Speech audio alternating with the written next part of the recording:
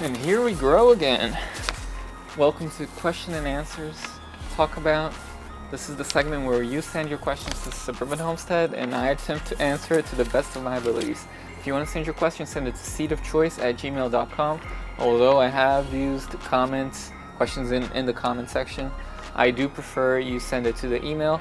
That way, you'll more likely be in this segment. First question comes from Mike. And they write, I am growing cucumber plants from seed, and I noticed that when they sprout up the leaves, they have an empty seed shell. Should I pull it off or leave it? That's a classic conundrum in gardening. I've had that happen a lot, especially I think when you use the plate germination method that I advocate, it tends sometimes to cause that to happen.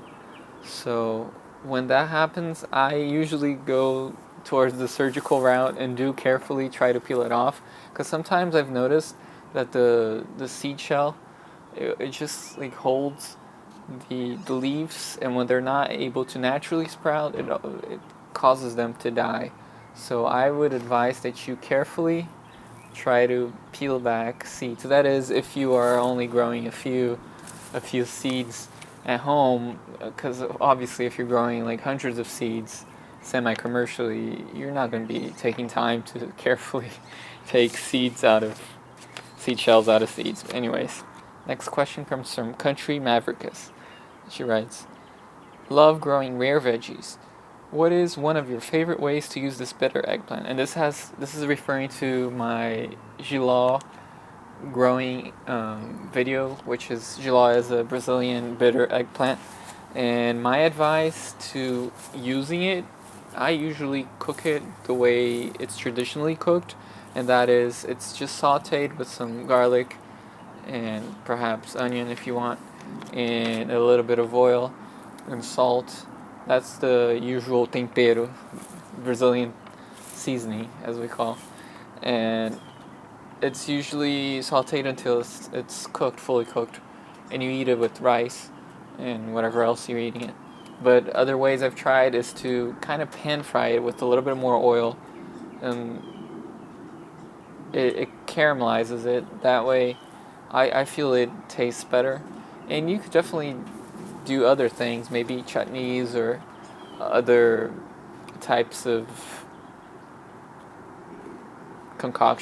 culinary concoctions to use it. That is if you like bitter things. And I'm sure if you put salt in it, it kind of breaks down the bitterness. And if you add in other flavors like a little bit of acid, sour, and some sweetness, it's going to be good if you like bitter. Now, next question comes from Jumana, and she writes, I have problem with gophers. Have any idea how to get rid of them? Thankfully, I haven't really had that issue with gophers. I battle a groundhog, and that's bad enough. And actually, it lives over down in that porch there, so it probably is listening. But anyways, gophers are smaller. They also burrow into the soil, and they destroy gardens through the roots. What I've seen that you can do is actually protect your roots. This is more of a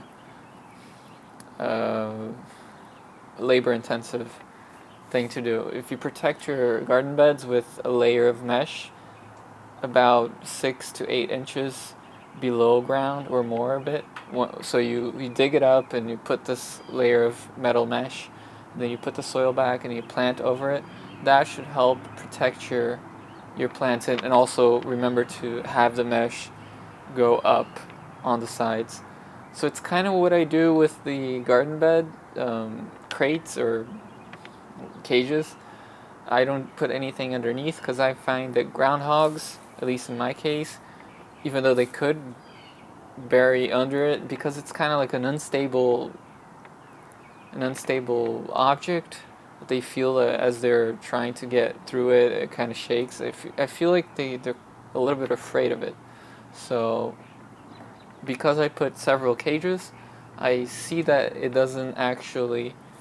get in. If it gets into one cage, it won't get into other ones because there are all these little compartments. So even though it has the ability of going under easily, it kind of gets confused or frustrated. So it doesn't destroy everything.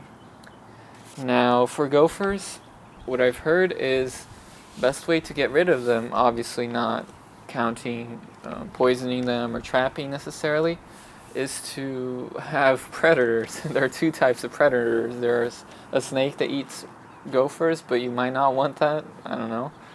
And the other one is a barn owl. If you can have barn owls be around your home, that would be a good thing. Again, that's not an easy thing to do, so I wish I had more experience with gophers specifically. Actually, I wish no. And I did see a few holes last year, and I'm a little bit afraid now because it might be gophers. Anyways, yeah, I don't want to deal with gophers.